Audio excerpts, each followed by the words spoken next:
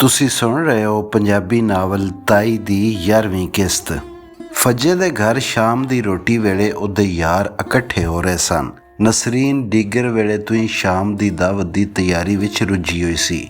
ਹਰ ਕੰਮ ਬੜੀ ਫੁਰਤੀ ਤੇ ਸ਼ੌਕ ਨਾਲ ਕਰ ਰਹੀ ਸੀ। ਕਿਰਕਾ, ਬਸ਼ੀਰਾ ਤੇ ਹਫੀਜ਼ ਭਾਵੇਂ ਫੱਜੇ ਦੇ ਯਾਰ ਸਨ, ਪਰ ਨਸਰੀਨ ਉਹਨਾਂ ਨੂੰ ਫੱਜੇ ਨਾਲੋਂ ਵੱਧ ਕੇ ਇੱਜ਼ਤ ਤੇ ਇਤਰਾਮ ਨਾਲ ਵੇਖਦੀ। ਉਹਦੇ ਖਿਆਲ ਵਿੱਚ ਇਹੋ ਹੀ ਚਾਰ ਬੰਦੇ ਪਿੰਡ ਵਿੱਚ ਅਣਖ ਤੇ ਗੈਰਤ ਵਾਲੇ ਮਾਲੂਮ ਹੁੰਦੇ ਨੇ। ਪਰ ਹਫੀਜ਼ ਦੇ ਪਿੰਡੋਂ ਚਲੇ ਜਾਣ ਨਾਲ ਨਸਰੀਨ ਦੇ ਇਸ ਖਿਆਲ ਨੂੰ ਕੁਝ ਤਰੇੜ ਆਈ, ਕਿਉਂ ਜੇ ਨਸਰੀਨ ਸਮਝਦੀ ਸੀ ਇਹ ਕੰਡ ਵਿਖਾਣ ਦੇ ਬਜਾਏ ਡਟ ਕੇ ਪਿੰਡਾਂ ਵਾਲਿਆਂ ਦਾ ਧੱਕਾ ਸਹਿਣਗੇ। ਨਸਰੀਨ ਇਸ ਤਰੇੜ ਨੂੰ ਇਹ ਸਮਝ ਕੇ ਭਰ ਲਿਆ, ਖਬਰੇ ਇਹਦੇ ਵਿੱਚ ਵੀ ਕੋਈ ਭਲਾਈ ਹੋਵੇ। ਹਾਂਡੀ ਰੋਟੀ ਤਿਆਰ ਕਰਨ ਮਗਰੋਂ ਨਸਰੀਨ ਅੰਦਰੋਂ 2 ਰੰਗੀਲ ਮੰਜੀਆਂ ਕੱਢ ਕੇ ਵਿਹੜੇ ਵਿੱਚ ਢਾ ਦਿੱਤੀਆਂ। ਆਪਣੇ ਦਾਜ ਵਿੱਚ ਆਈਆਂ ਝਾਲਰ ਵਾਲੀਆਂ ਚਾਦਰਾਂ ਵਿਛਾਈਆਂ। ਨਾਲ ਹੀ ਵੱਡੇ ਸੰਦੂਕ ਵਿੱਚੋਂ 2 ਸਿਰਹਾਣੇ, ਜਿਨ੍ਹਾਂ ਦੇ ਉਛਾੜ ਉਸ ਆਪ ਰੀਝ ਨਾਲ ਫੁੱਲ ਕੱਢ ਕੇ ਬਣਾਏ ਹੋਏ ਸਨ, ਮੰਜੀਆਂ ਉੱਤੇ ਲਿਆ ਟਿਕਾਏ। ਹੁਣੇ ਮਸ਼ਕੀ ਘੜਿਆਂ ਵਿੱਚ ਪਾਣੀ ਭਰ ਕੇ ਗਿਆ ਸੀ। ਘੜਿਆਂ ਵਾਲੀ ਥਾਂ ਤੇ ਕੁਝ ਪਾਣੀ ਡੁੱਲਣ ਨਾਲ ਚਿੱਕੜ ਹੋ ਗਿਆ। ਨਸਰੀਨ ਨੇ ਉਸ ਥਾਂ ਉੱਤੇ ਸੁਆਹ ਸੱਟ ਕੇ ਖੁਸ਼ਕ ਕਰ ਦਿੱਤਾ। ਫੇਰ ਬੌਕਰ ਨਾਲ ਸੁਆਹ ਨੂੰ ਉੱਥੋਂ ਸਾਫ਼ ਕਰ ਦਿੱਤਾ। ਫੱਜਾ ਤੇ ਬਸ਼ੀਰਾ ਦੋਵੇਂ ਇਕੱਠੇ ਹੀ ਵਿਹੜੇ ਆਏ। ਬਸ਼ੀਰ ਆਉਂਦਿਆਂ ਮੁਸਕਰਾ ਕੇ ਨਸਰੀਨ ਨੂੰ ਸਲਾਮ ਕੀਤਾ। ਸਲਾਮ ਦਾ ਜਵਾਬ ਦੇਣ ਦੀ ਥਾਂ ਨਸਰੀਨ ਗਿਲਾ ਕੀਤਾ। ਬੜੇ ਦਿਨਾਂ ਮਗਰੋਂ ਸ਼ਕਲ ਵਿਖਾਈ ਹੂ ਬਿਰਾ ਬਸ਼ੀਰ। ਵਿਖਾਈ ਨਹੀਂ, ਵੇਖੀ ਏ, ਬਸ਼ੀਰੇ ਮਖੌਲ ਕੀਤਾ। ਮੰਜੀਆਂ ਵੱਲੇ ਇਸ਼ਾਰਾ ਕਰਦਾ ਹੋਇਆ ਗੱਲ ਟੋਰੀ ਗਿਆ। ਅੱਜ ਕੋਈ ਖਾਸ ਪ੍ਰਾਹੁਣੇ ਆਏ ਨੇ? ਨਸਰੀਨ ਦੇ ਬੋਲਣ ਤੋਂ ਪਹਿਲੇ ਹੀ ਫੱਜਾ ਬੋਲ ਪਿਆ। ਤੁਸੀਂ ਖਾਸ ਨਹੀਂ ਹੋ ਭਲਾ। ਇੰਨੀ ਦੇਰ ਵਿੱਚ ਦੋਵੇਂ ਮੰਜੀਆਂ ਉੱਤੇ ਆ ਕੇ ਬਹਿ ਗਏ। ਬਹਿੰਦਿਆਂ ਹੀ ਬਸ਼ੀਰੇ ਫੇਰ ਗੱਲ ਟੋਰੀ। ਲੈ, ਅਸੀਂ ਕਿਹੜੇ ਦੂਰ ਰਹਿੰਦੇ ਆ, ਪਿੰਡ ਵਿੱਚ ਹੀ ਤੇ ਰਹਿੰਦੇ ਆ। ਦੂਰ ਵਾਲਿਆਂ ਨੂੰ ਕੋਈ ਲਾਲ ਲੱਗੇ ਹੁੰਦੇ ਨੇ। ਨਸਰੀਨ ਹੱਸ ਕੇ ਬੋਲੀ। ਅੱਛਾ? ਬਸ਼ੀਰੇ ਨਜ਼ਰ ਭਰ ਕੇ ਵੇਖਿਆ ਤੇ ਫੱਜੇ ਵੱਲ ਇਸ਼ਾਰਾ ਕਰਕੇ ਕਿਹਾ, ਲਾਲ ਤੇ ਲਾਲਾਂ ਵਾਲਿਆਂ ਕੋਲ ਹੁੰਦੇ ਨੇ। ਬਸ਼ੀਰੇ ਦੇ ਇਸ ਇਸ਼ਾਰੇ ਉੱਤੇ ਨਸਰੀਨ ਸ਼ਰਮਾ ਕੇ ਅੰਦਰ ਨੂੰ ਚਲੀ ਗਈ। ਫੱਜੇ ਬੂਹੇ ਵੱਲ ਧਿਆਨ ਮਾਰਦਿਆਂ ਪੁੱਛਿਆ, ਕਿਰਕਾ ਹਾਲੀ ਤੀਕ ਨਹੀਂ ਆਇਆ? ਪਿੰਡੋਂ ਬਾਹਰ ਤੇ ਨਹੀਂ ਗਿਆ? ਨਹੀਂ, ਘਰ ਹੀ ਸੀ, ਬਸ਼ੀਰੇ ਦੱਸਿਆ। ਮੈਂ ਉਹਨੂੰ ਆਖਿਆ ਸੀ ਜ਼ਰਾ ਛੇਤੀ ਆਵੀਂ। ਕੋਈ ਖਾਸ ਗੱਲ ਏ? ਆ ਜਾਂਦਾ ਏ, ਉਹਨੂੰ ਬੜਾ ਯਾਦ ਕਰਨਾ ਏ। ਬਸ਼ੀਰੇ ਕਾਣੀ ਅੱਖ ਕਰਕੇ ਫੱਜੇ ਵੱਲ ਵੇਖਿਆ। ਹੈ ਵੀ ਤੇ ਨਹੀਂ ਵੀ। ਫੱਜੇ ਦਾ ਇੱਕ ਵਾਰੀ ਫੇਰ ਧਿਆਨ ਬੂਹੇ ਵੱਲ ਸੀ। ਉਹ ਕੁਝ ਅੰਦਰੋਂ ਗੁੱਸੇ ਲੱਗਦਾ ਹੈ। ਕਿਹਦੇ ਨਾਲ? ਸਾਡੇ ਦੋਹਾਂ ਨਾਲ। ਉਹ ਕਿਉਂ? ਆਵੇਗਾ ਤੇ ਪੁੱਛ ਲਵੀਂ। ਤੂੰ ਨਹੀਂ ਕੁਝ ਦੱਸ ਸਕਦਾ? ਮੈਂ ਕੀ ਦੱਸਾਂ? ਕਿਉਂ, ਤੇਰੀ ਜ਼ਬਾਨ ਬੰਦ ਏ? ਬਸ਼ੀਰੇ ਸਿਰਾਣਾ ਚੁੱਕ ਕੇ ਝੋਲੀ ਵਿੱਚ ਰੱਖ ਲਿਆ। ਇੰਝ ਹੀ ਸਮਝ ਲੈ। ਫੱਜੇ ਨਰਮੀ ਤੇ ਕੁਝ ਸ਼ਰਮਿੰਦਗੀ ਨਾਲ ਜਵਾਬ ਦਿੱਤਾ। ਤੂੰ ਇੰਨਾ ਘੱਟ ਕਿਉਂ ਜਾਣਨਾ ਹੈ? ਸਾਥੋਂ ਕੋਈ ਹੁਕਮ ਅਦੂਲੀ ਹੋਈ ਏ ਤੇ ਦੱਸ। ਬਸ਼ੀਰੇ ਤਸੱਲੀ ਦਿੱਤੀ। ਮਾਫੀ ਮੰਗ ਲਵਾਂਗੇ, ਆਖਰ ਯਾਰ ਏ ਆਪਣਾ, ਕੋਈ ਗੈਰ ਤੇ ਨਹੀਂ। ਮੇਰੇ ਕੋਲੋਂ ਤਾਂ ਐਸੀ ਕੋਈ ਗਲਤੀ ਨਹੀਂ ਹੋਈ। अस्सलाम अलैकुम, ਕਿਰਕੇ ਬੂਹਿਓਂ ਲੰਘਦਿਆਂ ਆਖਿਆ। ਆ ਜਾ ਬਈ ਆ ਜਾ, ਯਾਰ ਤੈਨੂੰ ਹੀ ਪੈ ਉਡੀਕਦੇ ਸਾਂ। ਫੱਜੇ ਉੱਠ ਕੇ ਆਪਣੇ ਵਾਲੀ ਮੰਜੀ ਤੇ ਬੈਠਣ ਦਾ ਇਸ਼ਾਰਾ ਕੀਤਾ। ਅੱਜ ਤੇ ਬੜਾ ਜਸ਼ਨ ਦਾ ਸਮਾਂ ਹੋਇਆ ਏ। ਕਿਰਕਾ ਮੰਜੀ ਉੱਤੇ ਬੈਠਦੇ ਹੋਇਆ ਬੋਲਿਆ। ਰੰਗੀਲ ਮੰਜੀਆਂ, ਝਾਲਰ ਵਾਲੀਆਂ ਨਵੀਆਂ ਤੇ ਨਕੋਰ ਚਾਦਰਾਂ, ਫੁੱਲਾਂ ਵਾਲੇ ਸਾਫ਼ ਦੁੱਧ ਚਿੱਟੇ ਸਿਰਹਾਣੇ, ਵਿਹੜੇ ਵਿੱਚੋਂ ਕੁੱਕੜ ਪੱਕਣ ਦੀ ਖੁਸ਼ਬੂ ਹੁੰਦੀ ਪਈ ਏ। ਸਲਾਮ ਬਿਰਾ। ਅਚਣਚੇਤ ਨਸਰੀਨ ਅੰਦਰੋਂ ਨਿਕਲ ਕੇ ਸਾਹਮਣੇ ਆਈ। ਤੂੰ ਤੇ ਤਰਾ ਹੀ ਕੱਢ ਦਿੱਤਾ ਮੇਰਾ। ਏਡਾ ਕੱਸ ਕੇ ਸਲਾਮ ਮਾਰਿਆ ਈ, ਮੈਂ ਡਰ ਹੀ ਗਿਆ ਸਾਂ।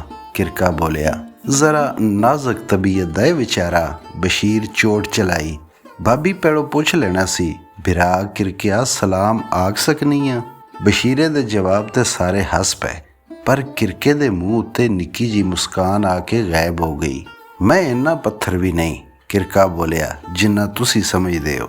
ਇੱਕ ਦੂਜੇ ਨੂੰ ਮਖੌਲ ਕਰਦਿਆਂ ਵੇਖ ਕੇ ਨਸਰੀਨ ਉੱਥੋਂ ਖਿਸਕ ਗਈ। ਉਸ ਅੰਦਰ ਜਾ ਕੇ ਖਾਣ ਪੀਣ ਦਾ ਸਾਰਾ ਸਮਾਨ ਤਿਆਰ ਕੀਤਾ। ਫੇਰ ਬਾਹਰ ਆ ਕੇ ਰੋਟੀ ਖਾਣ ਲਈ ਆਖਿਆ।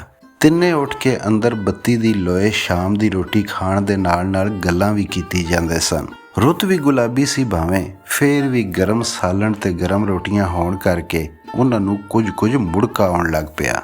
ਖਾਵਣ ਵਿੱਚ ਸਾਲਣ ਰੋਟੀ ਤੋਂ ਵੱਖ ਖੀਰ ਵੀ ਪੱਕੀ ਹੋਈ ਸੀ। ਨਸਰੀਨ ਕੋਲ ਬੈਠੀ ਛਨਿਆਂ ਤੇ ਕੌਲੀਆਂ ਵਿੱਚ ਸਾਲਣ ਭਰ ਕੇ ਟਿਕਾਉਂਦੀ ਹੋਈ ਉਧਰ ਵੇਖਿਆ। ਇਹਨਾਂ ਨੂੰ ਮੁੜਕਾ ਵੀ ਆਉਣ ਲੱਗ ਪਿਆ ਏ। ਉਹ ਉੱਠ ਕੇ ਪੱਖਾ ਝੱਲਣ ਲੱਗ ਪਈ। ਨਾ ਭਾਬੀ, ਇੰਨਾ ਗੁਨਾਹਗਾਰ ਨਾ ਕਰ।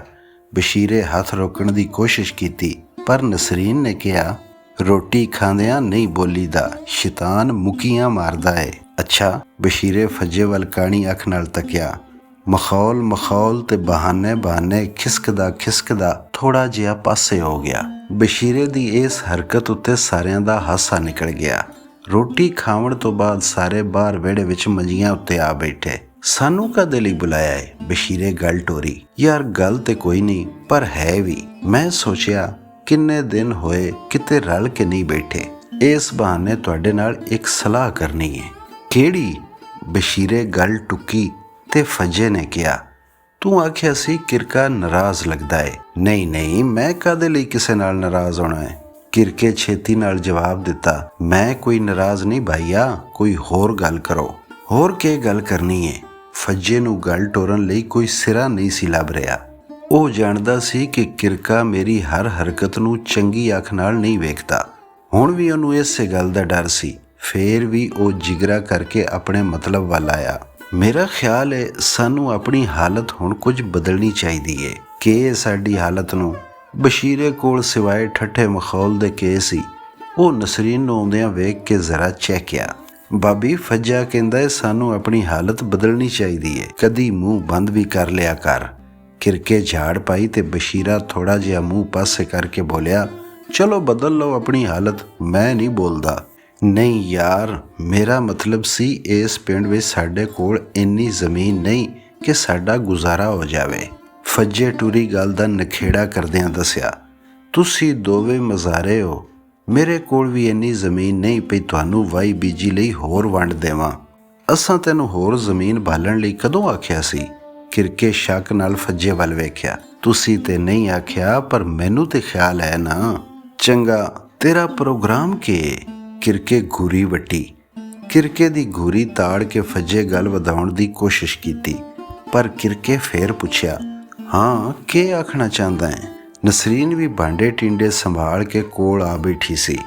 ਉਹ ਚੁੱਪਚਾਪ ਫੱਜੇ ਵੱਲ ਗੋਹ ਨਾਲ ਵੇਖਦੀ ਰਹੀ।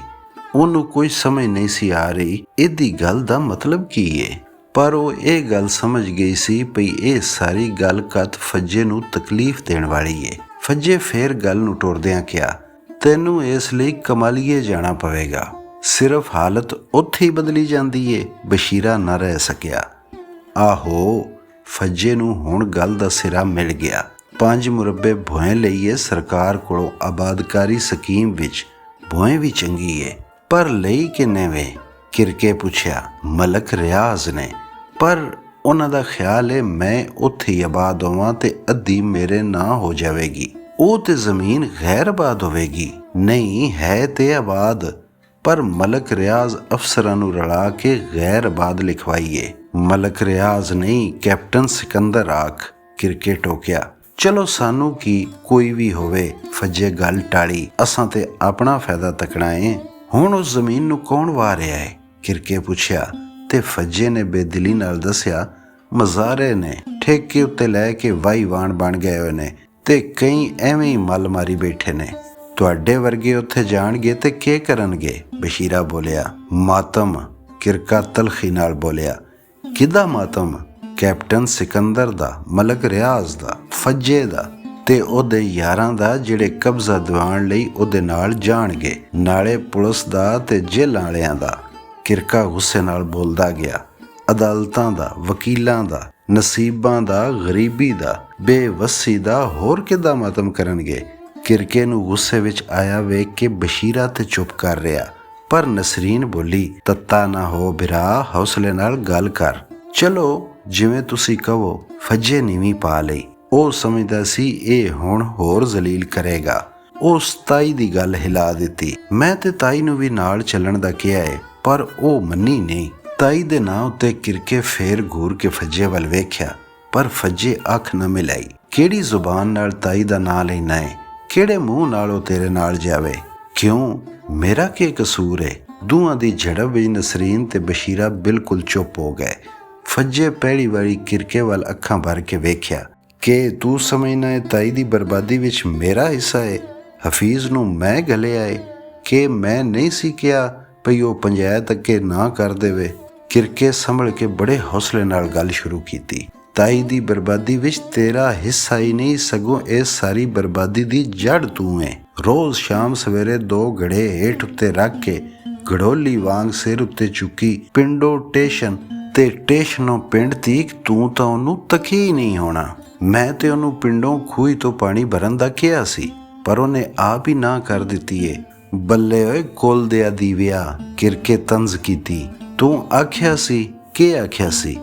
ਤਰਸ ਖਾਨਾ ਏ। ਤਾਈ ਨੂੰ ਪਿਛਲੀ ਉਮਰੇ ਮੁਸੀਬਤ ਵਿੱਚ ਵੇਖ ਕੇ ਤੈਨੂੰ ਤਰਸ ਆਉਂਦਾ ਏ? ਤਰਸ ਵੀ ਉਹਦੇ ਉੱਤੇ ਜਿਹਨੇ ਤੇਰੇ ਉੱਤੇ ਕੀਤਾ ਹੋਵੇ। ਉਹ ਕਿੰਜ?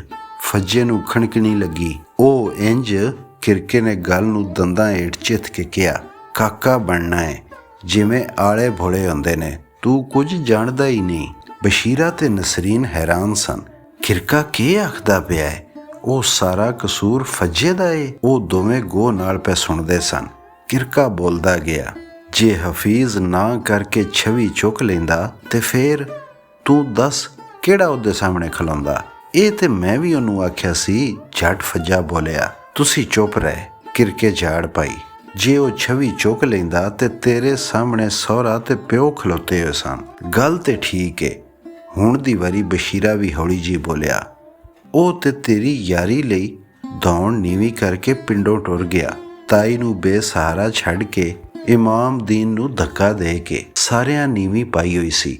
ਫੱਜੇ ਦਾ ਇੱਕ ਰੰਗ ਆਵੇ, ਇੱਕ ਰੰਗ ਜਾਵੇ, ਉਹਨੂੰ ਕੋਈ ਗੱਲ ਨਾ ਸੁੱਝੇ। ਉਹਦਾ ਜ਼ਮੀਰ ਅੰਦਰੋਂ ਕੰਬਣ ਲੱਗ ਪਿਆ। ਸੱਚ ਕਿ ਆਈ ਫੱਜਿਆ। ਕਿਰਕਾ ਮੰਜੀ ਤੋਂ ਉੱਠ ਕੇ ਖਲੋ ਗਿਆ। ਫੱਜਿਆ, ਤੇਰੇ ਯਾਰਾਂ ਤੈਨੂੰ ਸਿਆਲ ਦੇ ਸਮੇਂ ਦਾ ਸੂਰਜ ਸਮਝਿਆ, ਪਰ ਤੂੰ ਨਿਕਲਿਆ ਬਦਲਾਂ ਦੀ ਛਾਵੇਂ। ਤੈਨੂੰ ਯਾਰੀ ਨਹੀਂ ਰਿਸ਼ਤੇਦਾਰੀ ਪਸੰਦ ਏ। ਹੁਣ ਤੂੰ ਆਖਦਾ ਏ ਕਮਾਲੀਏ ਚਲੀਏ। ਕਮਾਲੀਏ ਜਾਵਣ ਮਲਕ ਰਿਆਜ਼ ਨੂੰ ਕਬਜ਼ਾ ਦਿਵਾਉਣ ਲਈ ਫੱਜੇ ਦੇ ਯਾਰ। ਇਹੋ ਹੀ ਖਿਆਲ ਏ ਨਾ ਤੇਰਾ? ਫੱਜੇ ਦੀ ਯਾਰੀ ਦਾ ਇਹੋ ਮੁੱਲ ਪਿਆ ਏ? ਕਿਰਕੇ ਜ਼ੋਰ ਨਾਲ ਪੁੱਛਿਆ। ਫੱਜਾ ਕੁਝ ਨਾ ਬੋਲਿਆ। ਉਹ ਚੁੱਪ ਨੀਵੀਂ ਪਾਈ ਆਪਣੇ ਆਪ ਨੂੰ ਕਸੂਰਵਾਰ ਸਮਝ ਰਿਹਾ ਸੀ। ਨਸਰੀਨ ਆਪਣੇ ਆਪ ਨੂੰ ਕਸੂਰਵਾਰ ਸਮਝਦੀ ਸੀ। ਉਹਦੇ ਖਿਆਲ ਵਿੱਚ ਫੱਜੇ ਮੇਰੀ ਖਾਤਰ ਯਾਰਾਂ ਵੱਲੋਂ ਮੂੰਹ ਮੋੜਿਆ ਏ। ਨਸਰੀਨ ਡੁਸਕਦੀ ਹੋਈ ਉੱਠ ਕੇ ਕੰਧ ਨਾਲ ਜਾ ਬੈਠੀ। ਮੈਂ ਜ਼ਿੰਮੇਦਾਰ ਹਾਂ, ਸਿਰਫ ਮੈਂ। ਬਸ਼ੀਰੇ ਨੂੰ ਕੋਈ ਸਮਝ ਨਹੀਂ ਸੀ ਆ ਰਹੀ ਕਿ ਆਖੇ ਤੇ ਕਿ ਨਾ ਆਖੇ। ਚੁੱਪ ਕਰਕੇ ਬੈਠਾ ਰਿਹਾ। ਕਿਰਕਾ ਫੇਰ ਪੁੱਛਣ ਲੱਗਾ, ਜੀਰੇ ਨੂੰ ਕੈਦ ਕਿਹਨੇ ਕਰਵਾਇਆ? ਫੇਰ ਫੱਜੇ ਵੱਲ ਇਸ਼ਾਰਾ ਕਰਕੇ ਕਿਹਾ, ਤੇਰੀ ਰਿਸ਼ਤੇਦਾਰੀ। ਬੇਗੁਨਾਹ ਵਿਚਾਰਾ, ਵਾਈ ਨਾ ਜੁੱਤੀ, ਚੰਨਾ ਨਾ ਬੰਨਾ, ਘਰ ਨਾ ਬੂਆ। ਉਹਨੂੰ ਜੇਲੇ ਚ ਪਾਇਆ। ਬਾਬੇ ਦੁੱਲੂ ਦੀ ਭੋਏ ਨਾਲ ਅਦਲ ਬਦਲ ਕਿੰਜ ਹੋਈ? ਕਿਰਕਾ ਜੋਸ਼ ਨਾਲ ਬੋਲਿਆ, ਤੇਰਾ ਸੁੱਥਣ ਦਾ ਸਾਕ ਸਲਾਮਤ। ਲੋਕਾਂ ਦਾ ਭਾਵੇਂ ਕੱਖ ਨਾ ਰਵੇ। ਅਜੇ ਵੀ ਤੈਨੂੰ ਲੋਕਾਂ ਉੱਤੇ ਤਰਸ ਆਉਂਦਾ ਏ? ਕਿਰਕਾ ਨਫ਼ਰਤ ਨਾਲ ਬੋਲਦਾ ਰਿਹਾ। ਉੱਤੋਂ ਦੀ ਸਾਨੂੰ ਚਾਰਨਾ ਏ। ਤੇਰੇ ਨਾਲ ਜਾਈਏ ਨਹੀਂ ਤੇ ਮਗਰੋਂ ਸਾਨੂੰ ਤੰਗੀ ਹੋਵੇਗੀ। ਇਹੋ ਖਿਆਲ ਹੈ ਨਾ ਤੇਰਾ? ਫੱਜੇ ਕੋਈ ਜਵਾਬ ਨਹੀਂ ਦਿੱਤਾ। ਫੱਜਿਆ, ਹੁਣ ਮੈਥੋਂ ਤੇਰਾ ਸਾਥ ਨਹੀਂ ਦੇ ਹੋਣਾ। ਕਿਰਕੇ ਸਾਫ਼ ਇਨਕਾਰ ਕਰ ਦਿੱਤਾ। ਅਖੇ ਜਿੰਨੀ ਨਹਾਤੀ ਓਨਾ ਪੁੰਨ। ਅਸੀਂ ਤੇ ਕੰਮੀ ਆ। ਤੰਗੀ ਜਰਨ ਹਿਲੇ ਹੋਇਆਂ। ਬਹੁਤੀ ਹੋਵੇਗੀ ਪਿੰਡ ਛੱਡ ਦਿਆਂਗੇ। ਅਖੇ ਭੱਟ ਪਵੇ ਉਹ ਸੋਨਾ ਜਿਹੜਾ ਕੰਨਾਂ ਨੂੰ ਖਾਵੇ। ਤੂੰ ਆਪਣੀ ਹਾਲਤ ਬਦਲ, ਸਾਨੂੰ ਸਾਡੇ ਹਾਲ ਉੱਤੇ ਰਹਿਣ ਦੇ। ਕਿਰਕਾ ਹੌਲੀ ਹੌਲੀ ਪੈਰ ਪਟਦਾ ਹੋਇਆ ਪਰਤ ਕੇ ਬੂਹਾ ਲੰਘ ਗਿਆ। ਕਿਰਕੇ ਦੇ ਨਾਰਾਜ਼ ਹੋ ਕੇ ਜਾਵਣ ਮਗਰੋਂ ਨਸਰੀਨ ਵੀ ਅਫਸੁਰਦਾ ਹੋ ਗਈ। ਉਹ ਸਮਝ ਰਹੀ ਸੀ ਕਿ ਉਹਦੇ ਬਾਪ ਦੀ ਵਜ੍ਹਾ ਤੋਂ ਯਾਰਾਂ ਵਿੱਚ ਨਾਰਾਜ਼ਗੀ ਵੱਧ ਰਹੀ ਏ।